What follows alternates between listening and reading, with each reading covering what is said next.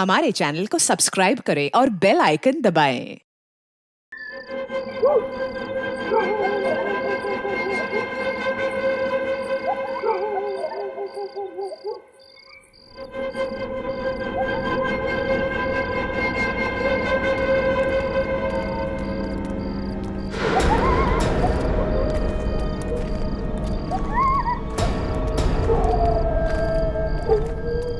रुक जाओ, अपने अपने मुखौटे खोल दो।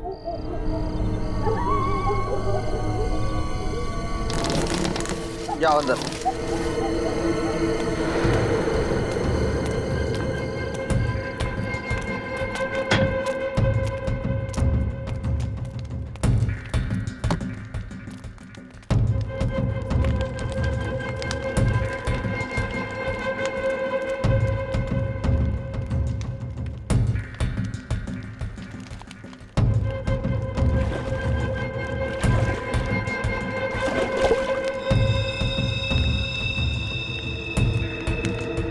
करना है कर लो, लेकिन तुम अब मुझसे अब ये काम नहीं करवा पाओगे। ये इंसानियत नहीं है, हैवानियत का काम है। तुम लोग मानव नहीं, दानव हो। दानव हो तुम।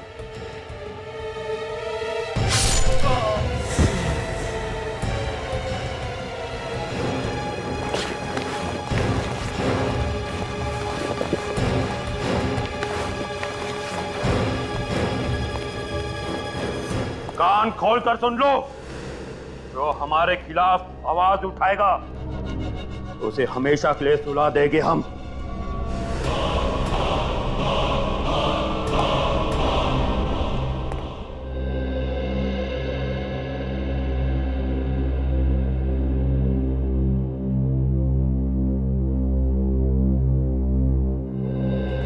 इतना क्या मेकअप करती हो रिया? कुछ देर और अगर मेकअप कर लेती ना तो आज रेस्टोरेंट बंद हो जाता। ओ कम ऑन जगत, लड़कियां बिना खाने के रह सकती हैं, पर बिना मेकअप के नहीं। एनीवेज, तुम नहीं समझोगे ये सब। अच्छा तुम मेनू देखो, मैं प्लेट लेता हूँ। ओके।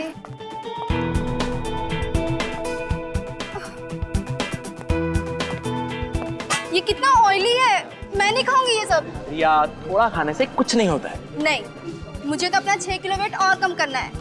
एक काम करती हूँ, मैं सूप ले लेती हूँ। मैडम जी, इतनी डाइटिंग करोगी तो एक दिन हवा में गायब हो जाओगी।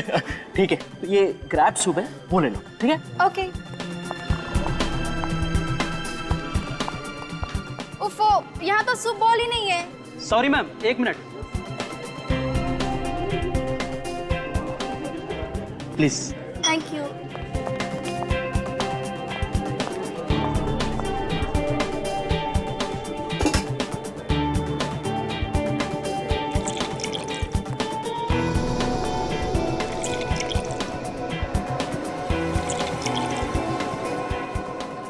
हो गया रिया?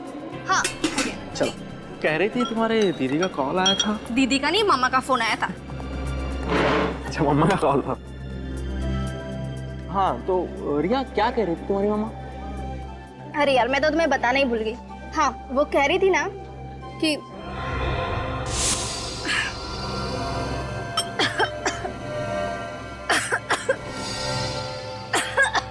क्या हुआ रिया? कैसा तो लग क्या हुआ रिया? क्या हुआ? क्या हो क्या रहा? रिया, रिया संभालो अपने आप को। रिया, रिया, रिया, रिया, खाना गले में तो नहीं अटक गया? ये तो खाना नहीं, ये तो क्रैब सूप पी रही थी। रिया, रिया, पानी खिलाओ ना उसे। क्या हुआ है? रिया, रिया, ये लो पानी। रिया, पानी। ये तो मर गई है।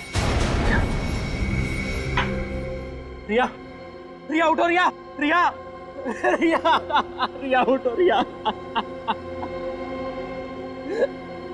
रिया। कौन है इस होटल का मैनेजर? सर, मैं हूँ मैनेजर। तुम इस होटल के मैनेजर हो?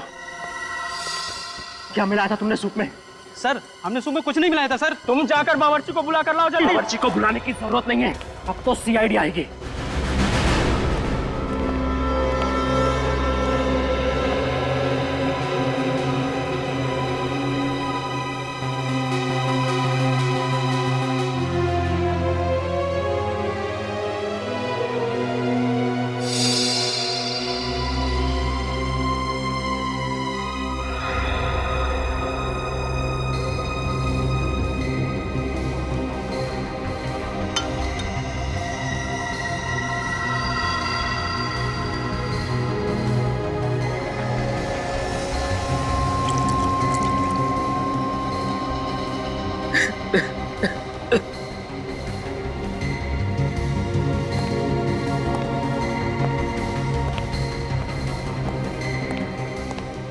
कैसे हुआ ये सब? सर, मैं और रिया इस डाइनिंग हॉल में जब दाखिल हुए तब तक रिया बिल्कुल ठीक थी सर। जैसे ही उसने ये सूप पिया और कुछ ही पलों में उसे बेचैनी होने लगी और ये सब कुछ हो गया सर। रिया को इससे पहले भी ऐसा कभी कुछ हुआ था? नहीं सर। कोई पुरानी बीमारी? नहीं सर, रिया बिल्कुल तंदुरुस्त थी सर। वो तो सर इन लोगों ने उस सूप में जहर मिलाया और मेरी बीवी को मार डाला सर। कमाल करते हैं आप। पिछले 2 घंटे से आप एक ही बात दोहराए जा रहे हैं। सर आप ही सोचिए, रिया मैडम ने जो सूप पिया है, हमारे बाकी गेस्ट ने भी वही सूप पिया है। सर अगर सूप में जहर होता तो बाकी लोगों पर भी तो इसका असर होता। आप लोग आपस में बहस करना बंद कीजिए। अच्छा, आप लोगों ने भी सूप पिया था तो आप लोगों को बेचैनी नहीं हुई? नहीं सर, अभी तक तो कुछ नहीं हुआ। पर मुझे इस औरत की लाश देख करके बेचैनी हो रही है। मैम, जो सवाल पूछा जाए उसका जवाब दीजिए आप। सॉरी सर, असल में मैं 2 बाउल भर के सूप पी थी, पर मुझे कुछ नहीं हुआ।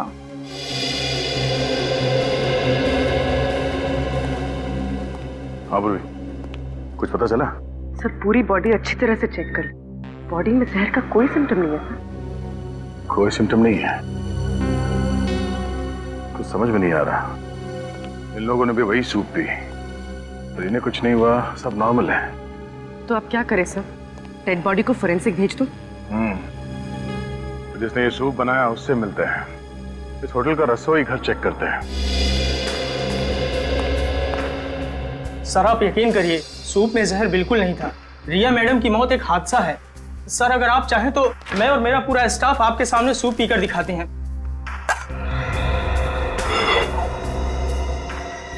मैं आप लोगों को एक आखिरी मौका देता हूं, सच बताओ। हाँ? क्या सूप में जहर था? नहीं साहब, सूप में जहर नहीं था। सर सूप मैंने ही बनाया था सर। जब से ये रिसोर्ट शुरू हुआ है तब से मैं यहाँ काम कर रहा हूँ सर। कभी भी किसी भी गेस्ट के साथ ऐसा हादसा नहीं हुआ सर। फिर मैं किसी गेस्ट को क्यों मारूंगा सर? सर अंदर कोई जहरीली चीज नहीं मिली। आप सब लोग एक बात कान खोल के सुन लो। अगर आप में से किसी ने भी कोई चालाकी की, किसी भी चीज को हिलाने की या मिटाने की कोशिश की, तो माफी मांगने के लायक नहीं रहोगे, समझे?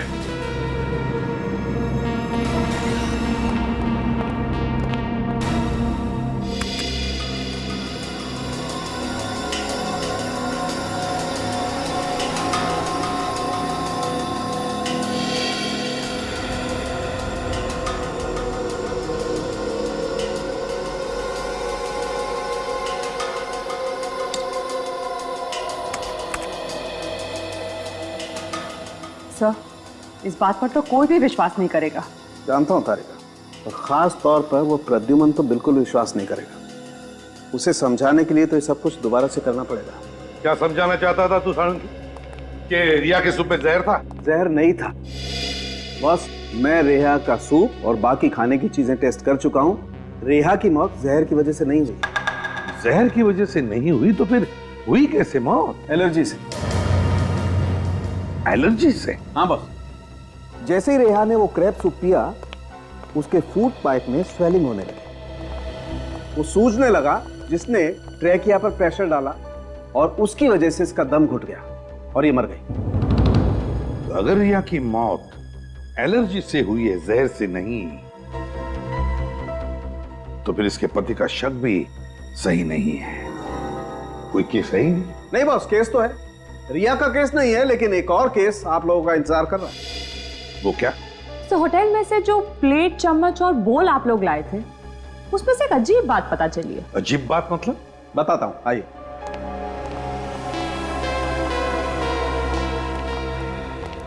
बॉस, ये चम्मच सेरेमिक का है और सेरेमिक 3000 डिग्री सेल्सियस पे पिघलने लगता है।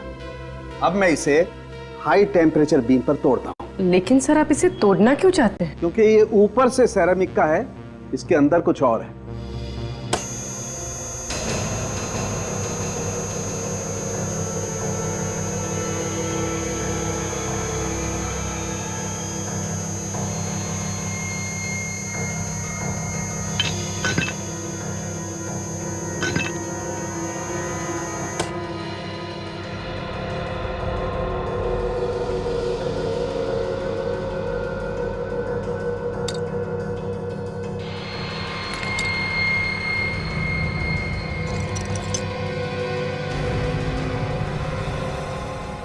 या साळुंखे, ये तो हड्डी है।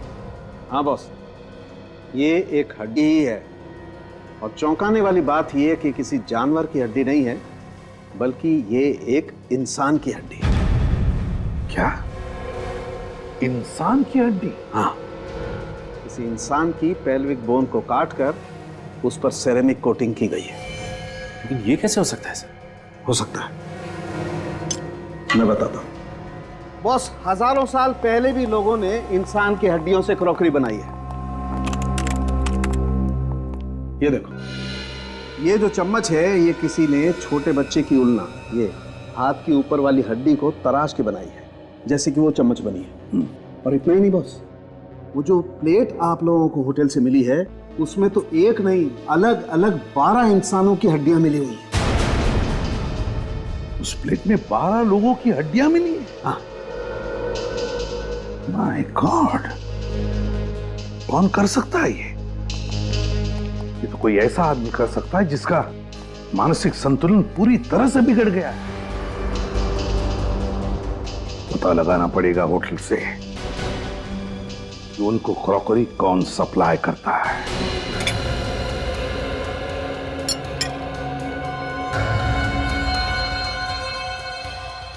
क्या सर, ये क्या बोल रहे हैं? इंसानों की हड्डियों से बने हुए बर्तन? हाँ, और ये सारे बर्तन हम ले जा रहे हैं ताकि चेक करके देख सके ये भी वैसे ही इंसानों की हड्डियों से बने हैं या नहीं। और अगर सब के सब जेल की हवा नहीं खाना चाहते हो तो जल्दी से बताओ, ये इंसानी हड्डियों से बनी क्रॉकरी इस रिसोर्ट में कहां से आई है? सर, हम तो बावर्ची हैं। सामान खरीदने और पसंद करने की जिम्मेदारी तो मैनेजर साहब की है। नहीं सर, मैंने ये क्रॉकरी बिल्कुल पसंद नहीं की सर।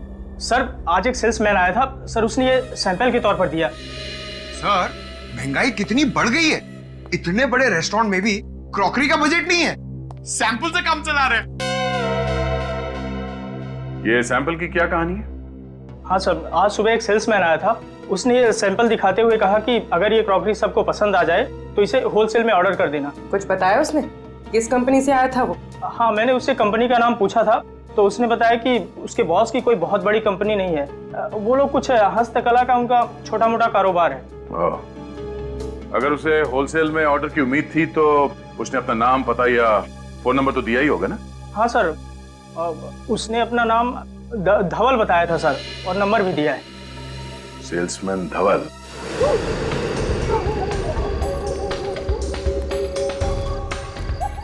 सर, ये रहा धवल का घर।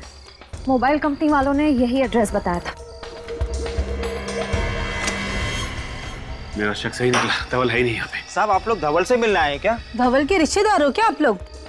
जी नहीं, हम लोग सीआईडी से। बाबा रे बाबा, सीआईडी से? देखा, मुझे मालूम था कि वो एक नंबर का लफड़ेबाज है। ऐसा क्यों? क्योंकि साहब वो सुमड़ी में रहता था, खाना भी बाहर से आता था और पानी भी। कब से रह रहा था वो यहाँ पे? 3 महीने हो गए मैडम, लेकिन 3 महीने में मुश्किल से 3 बार किसी से बात किया होगा। सर, अच्छा ये बताइए कि इस धवल के बारे में कोई ऐसी बात जो आप लोगों को अजीब सी लगी? 2 हफ्ते में एक बार एक वैन आता था, वो भी देर रात को। कैसी वैन? वो तो मालूम नहीं साहब, लेकिन वो वैन यहाँ घर के सामने आकर खड़ी रहती थी। यहाँ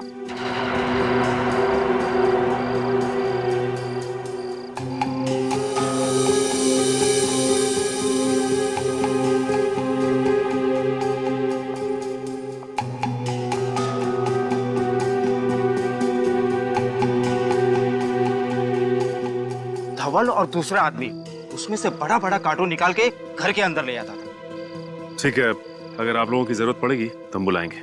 आप लोग यहीं रुकिए। जी। क्या हो श्रेया, कुछ मिला क्या? सर ये देखिए, शायद धवल की फोटो है ये।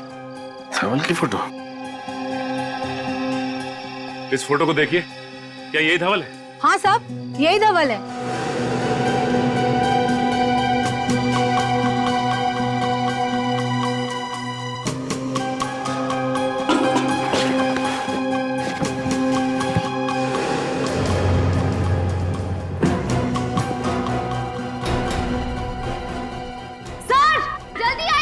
आसिया! सर! My God!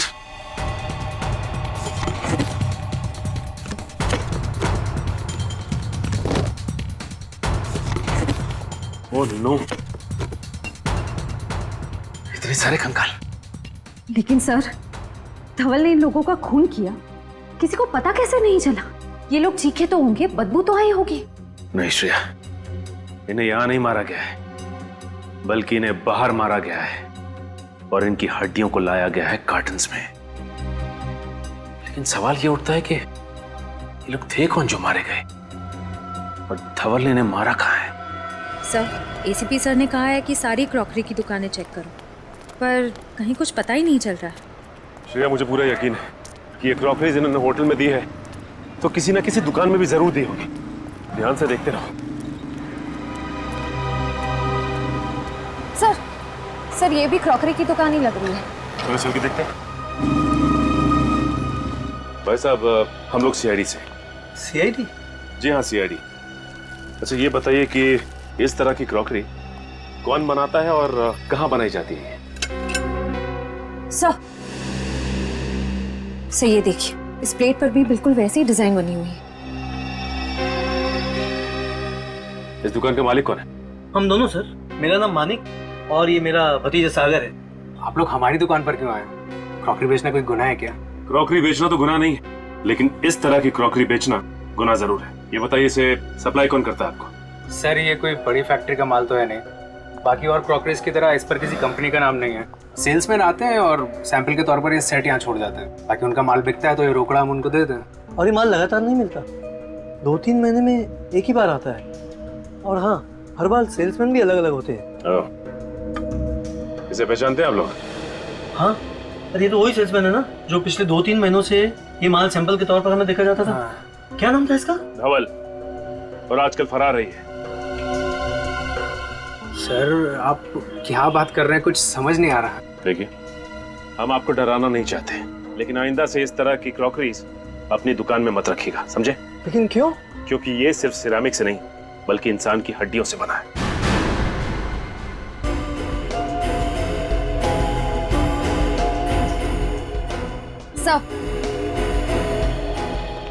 सर ये देखिए, वैसी ही प्लेट है और वैसा ही बोल है। रिपेयर और रिपेंट करने के लिए पीछे रखा हुआ था।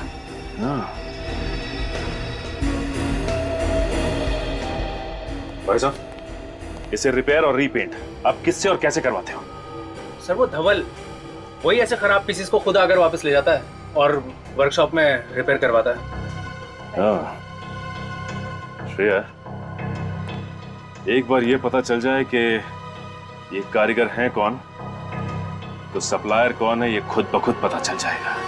सर धवल के घर से जो खोपड़ियां मिली हैं, उसके जरिए डॉक्टर साळुंके ने अब तक 15 लोगों के चेहरे बनाए हैं। सर ये है वो लोग।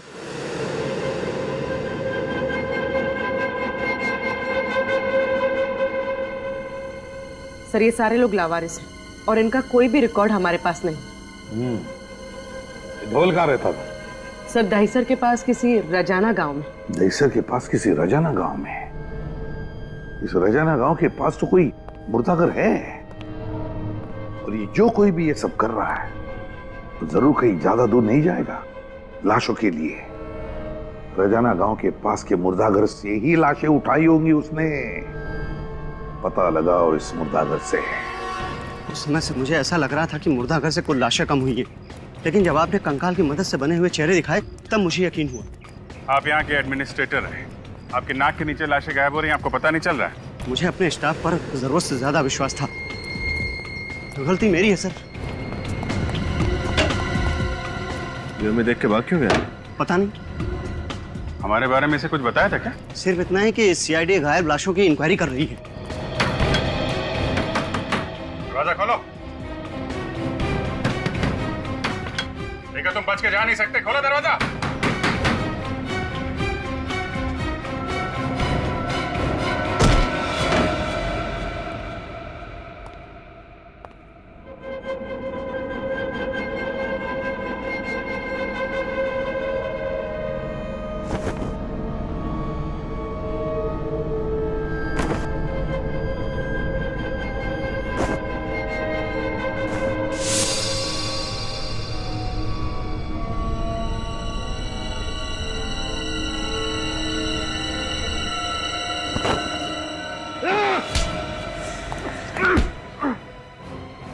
रहने के लिए मुर्दों का सहारा ले रहा है?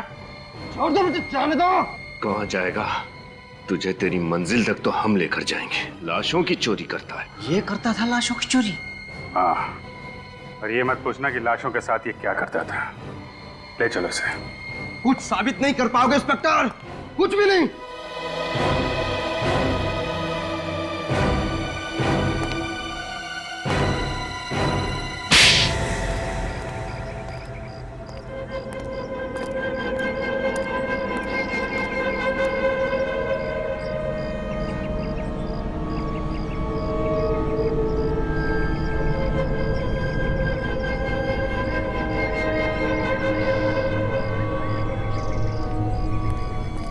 श्रेया, तुम्हें पूरा यकीन है कि यही वो जगह है?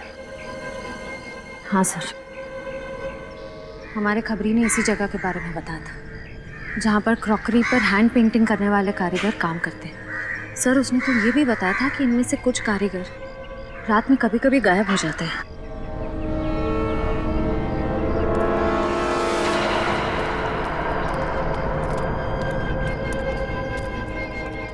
जी कहिए। हमें क्रॉकरी पे। देखिए मैम, हम क्रॉकरी नहीं बेचते, आपको शायद कुछ गलतफहमी हुई मैम। हम लोग तो बस यहाँ के कारीगर हैं और इसमें पेंटिंग करते हैं। हमें भी ऐसे कारीगर की तलाश है जो इस तरह की पेंटिंग कर सके। ये देखिए,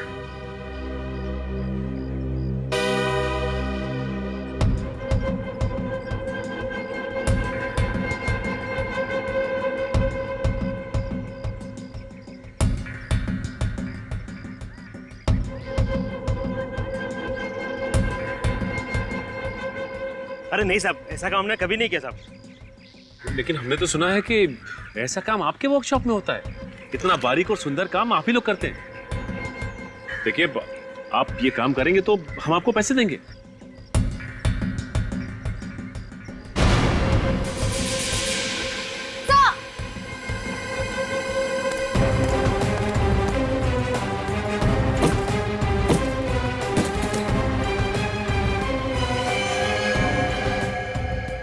ये तो मर चुका है। रुक जाओ, गोली मार दूंगा मैं।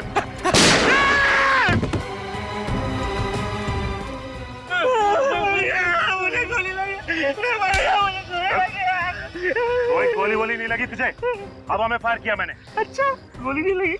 बोल, धवल को क्यों मारा तूने? बोल। सर, 5 घंटे से गाड़ी में बैठे हुए हैं sir. Ceramic crockery, ceramic flower vase, ceramic showpiece, ऐसी छोटी मोटी फैक्ट्रीज और वर्कशॉप में जा जाके हम लोग ने पूछताछ कर ली सर, कुछ नहीं मिला सर, और कुछ भी नहीं मिलेगा सर। तुम तो ऐसे बात कर रहे हो जैसे हम सीआईडी में सीआईडी वालों की मदद करने के लिए आए हैं। काम को लेकर इतना सीरियस होने की जरूरत नहीं। सर, एसीपी सर को क्या जवाब देंगे? अरे भोले राजा, जवाब क्या देना है? कह देंगे सर मेहनत तो पूरी की थी, लेकिन नतीजा टाइम पे। सर, अगर ऐसी बात तो हम लोग गाड़ी में इतना लंबा क्यों आए सर? हम गए नहीं गए किसी को पता भी नहीं चलता था, क्योंकि ये फैक्ट्री और वर्कशॉप की लिस्ट सिर्फ हमारे पास है, ब्यूरो में किसी भी कॉप के पास नहीं है।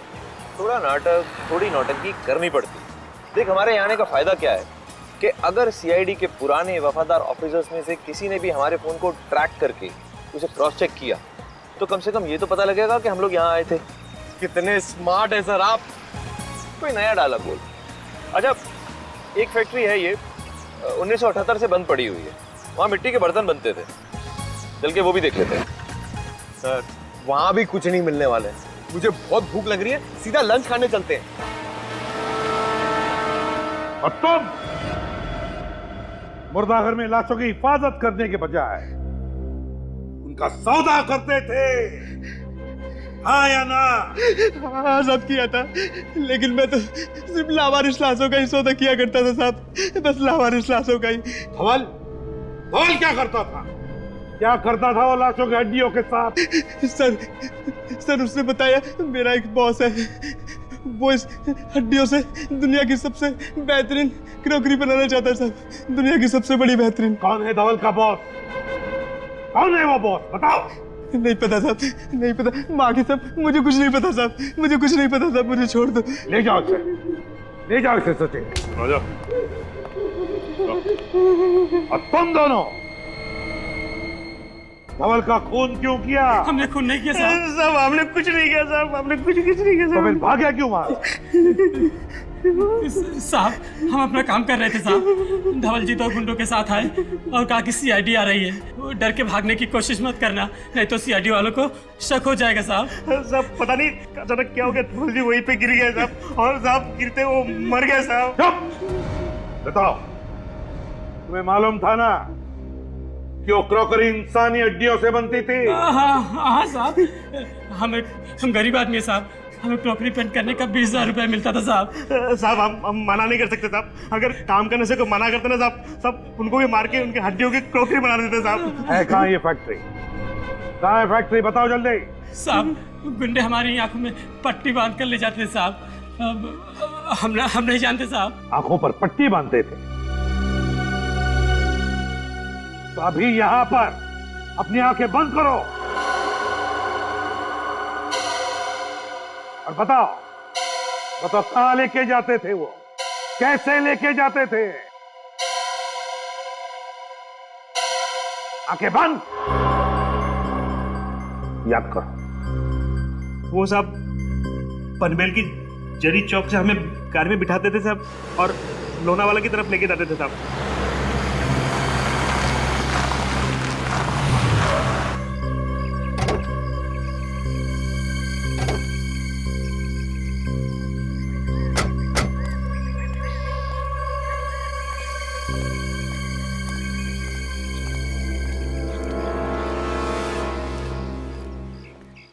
सर दिखने में तो कितनी बड़ी फैक्ट्री लग रही है ना। अब चलें यहाँ से सर, मुझे बर्गर खाने का बहुत मन कर रहा है, और वैसे भी उन लोगों को मालूम पड़ जाएगा ना कि हम लोग यहाँ पे आए थे। अब जब यहाँ तक आ ही गए हैं तो अंदर भी देख लेते हैं। आ जा सर।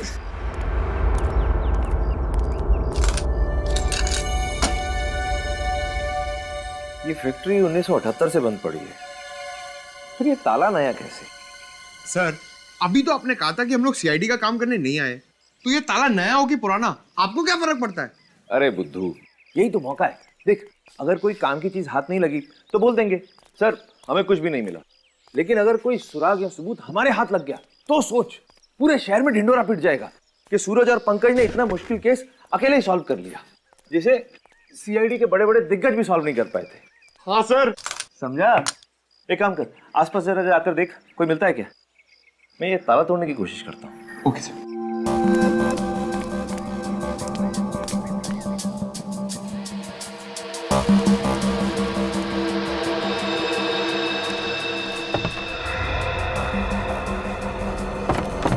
सर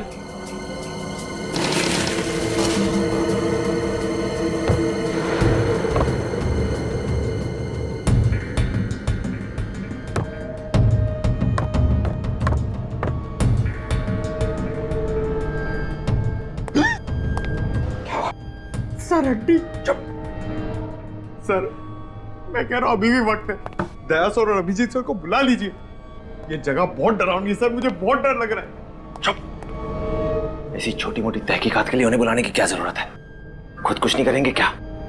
चुपचाप मेरे पीछे आओ, देखिए इस कमरे में है क्या।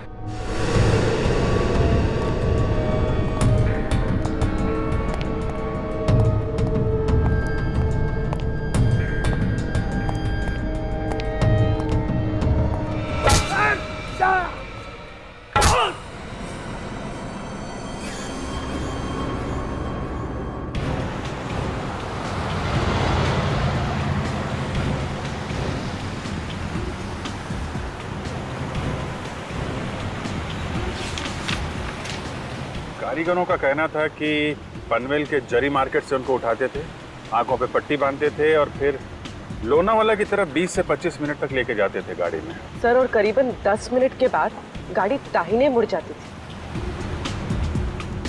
6-7 मिनट तो हो गए हैं लोनावाला की तरफ। देखते हैं आगे कौन सा राइट टर्न है।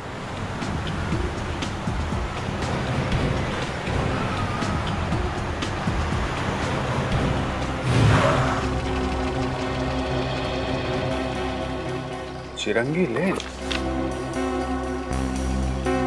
चिरंगी लेन, यही हो सकता है। इधर ले लो।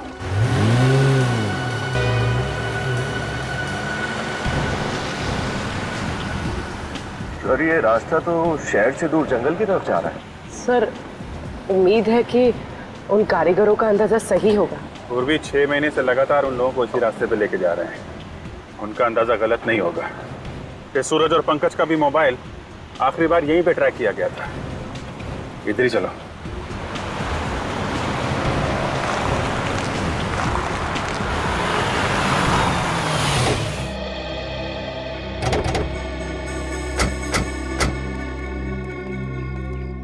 सर रास्ता बंद है यहाँ पर।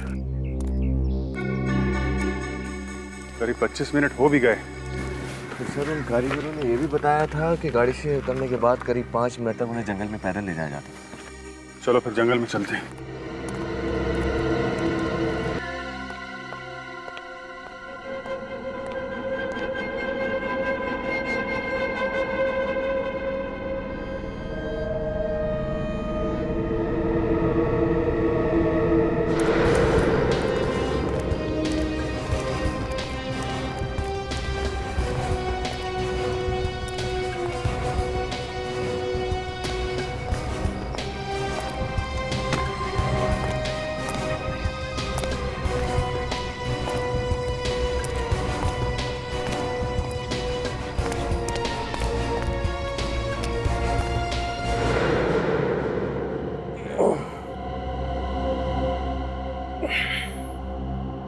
पंकज, पंकज,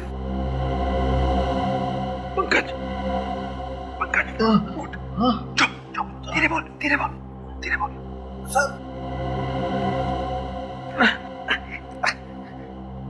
सर, मैंने आपसे कहा था ना, दया सर और अभिजीत सर को बुला लेते, लेकिन आप मेरी बात सुनते ही नहीं। चुप कर, हर वक्त रोता रहता है। अरे रोग आती तो क्या करूंगा सर? ये वही नरक है जहां पर इंसान की हड्डियों के साथ ये लोग सिरामिड की प्लेट्स और सूप बोल्स बनाते हैं सर। सर मैं आपके हड्डियों के प्लेट और सूप बोल्स बनते हुए नहीं देख सकता हूँ सर। अरे कुछ नहीं होगा हमें। सर कैसे कुछ नहीं होगा? सीआईडी की टीम को पता भी नहीं कि हम लोग कहाँ पर है और हमारे पास बंदूकें भी नहीं है। तो क्या हुआ?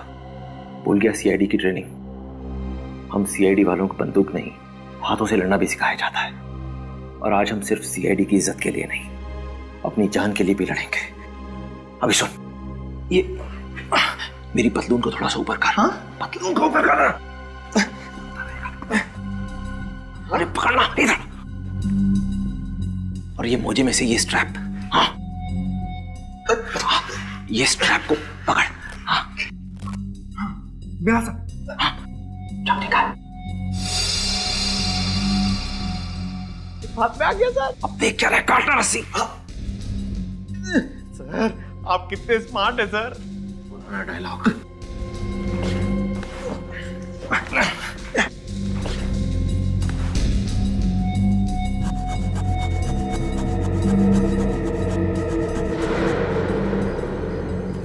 सर इतने बड़े जंगल में उस जगह को ढूंढना बहुत ही मुश्किल होगा। याद है उन कारीगरों ने कहा था ना कि जंगल में कुछ दूर चलने के बाद उनके शरीर पे पानी के छींटे पड़ते थे। सर यहाँ ना तो कोई नदी है ना ही कोई झरना। कुछ ना कुछ तो होना चाहिए। सर कहीं ऐसे तो नहीं कहीं कोई पानी का पाइप वाइप फट गया हो सकता है, ढूंढो।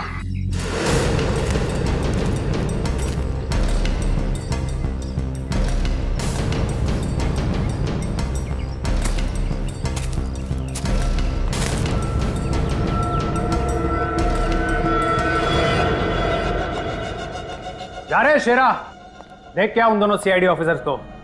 अब तक तो होश आ गया होगा, कब से तड़प रहा हूं उन दोनों से मिलने को। जा देख क्या जल्दी। Yes boss.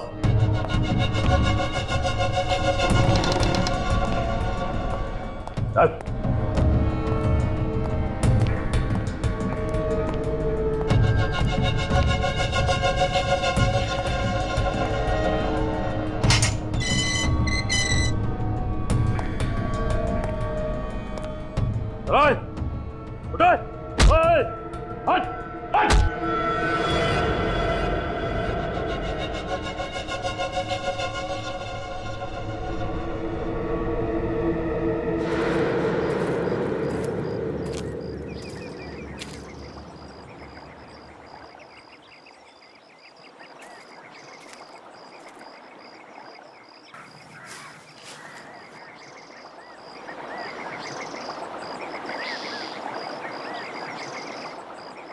उर्मी,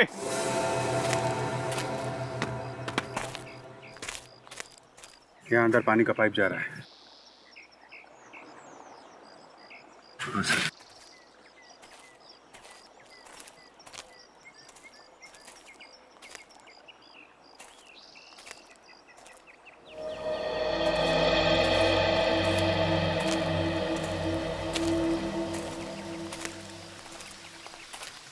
ओह,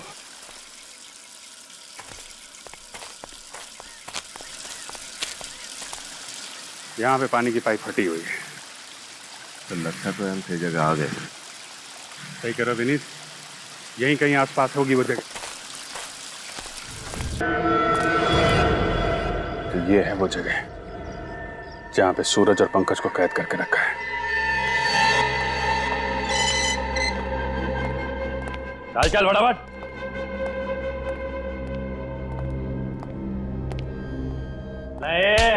चलो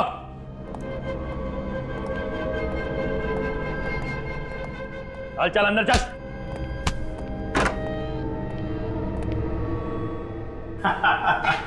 आओ मेरे मेहमानों, आओ। अब तक तो तुमने देख लिया होगा ये मेरा छोटा मोटा कारोबार। तुम? आप लोग हमारी दुकान पर क्यों आए? क्रॉकरी बेचना कोई गुनाह है क्या? सर, ये वही सागर है जिसकी होलसेल मार्केट में सिरामिक्स की दुकान है। हाँ, सागर, सागर।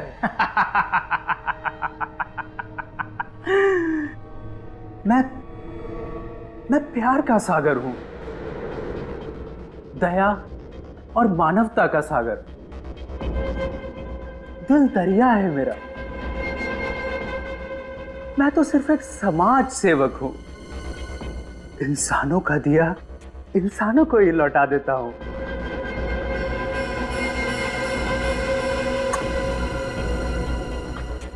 इंसानों की हड्डियां मिट्टी में क्यों मिले? इन हड्डियों से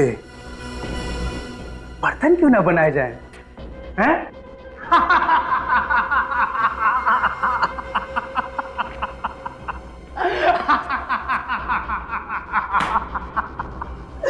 दुनिया की सबसे अनोखी क्रॉकरी बनाता हूं मैं, इंसानों की हड्डियों से बनी हुई क्रॉकरी। और इस बार तो कुछ अनोखा डिजाइन करना होगा, कुछ स्पेशल, जिसमें सीआईडी अफसर्स की हड्डियां हो।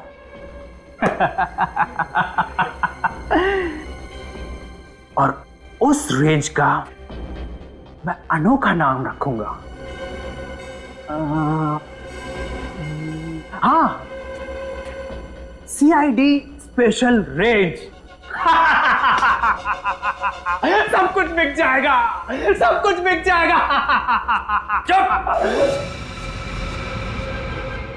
ये तू ठीक नहीं कर रहा है सागर। तुझे अंदाजा नहीं है कि हम सीआईडी वाले क्या कर सकते हैं। सीआईडी वाले नहीं, करूंगा अब मैं। शेरा, लेके जाए इन दोनों को और जिंदा तेजाब में डाल दे। कुछ ही देर में दोनों तड़प तड़प के मर जाएंगे। उसके बाद इन दोनों की हड्डियों से बनेगी सीआईडी स्पेशल क्रॉकरी। लेके जाओ।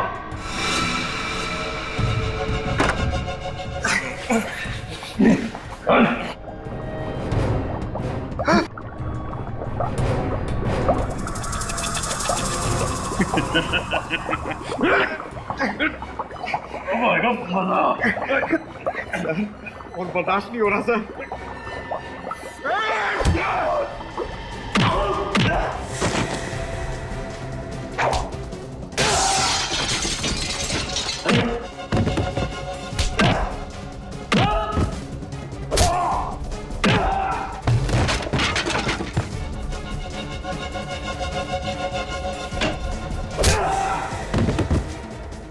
सीआईडी की हड्डियों से क्रॉकरी बनाएगा।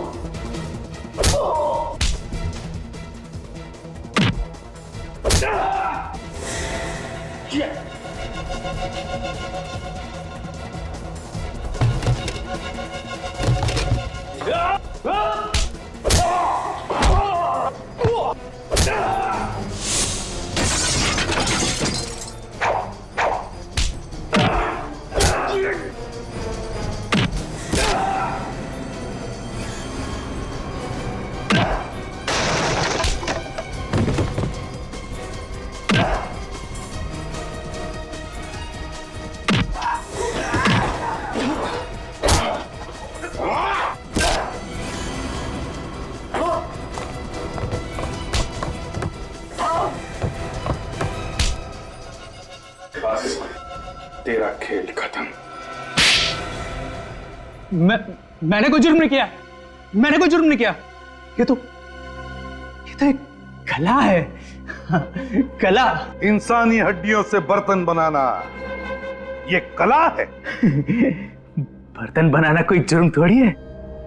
मैं तो मुर्दा घर से सिर्फ उन्हीं लाशों को खरीदता था जो लावारिस होती थी, क्योंकि मैं नहीं चाहता था कि उन लाशों की हड्डियां जमीन में गलकर मिट्टी बन जाए। जब तुम्हारा काम मुर्दों की हड्डियों से चल रहा था तो फिर मासूम लोगों की जानें क्यों ली? जो भी मेरे रास्ते में आया, जिसने भी मेरे कारोबार में दखल देने की कोशिश की, मैंने उसकी जान ली। सबसे पहले तो मैं उन कारीगरों को मारता था जो मेरा काम करने से मना करते थे, और फिर उसके बाद में उनकी हड्डियों से बर्तन बनाता था। और धवल को क्यों मारा तुमने? धवल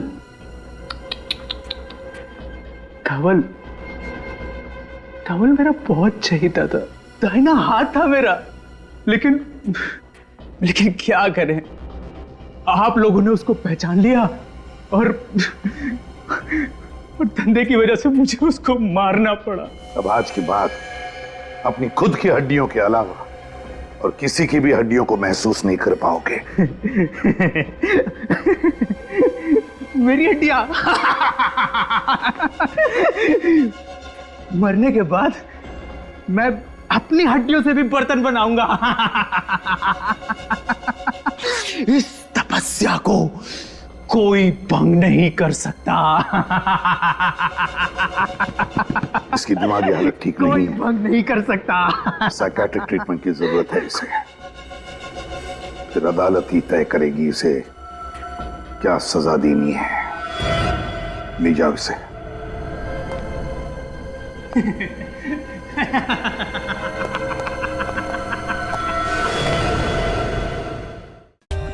For more updates, subscribe to our channel, click the show links and enjoy watching the videos.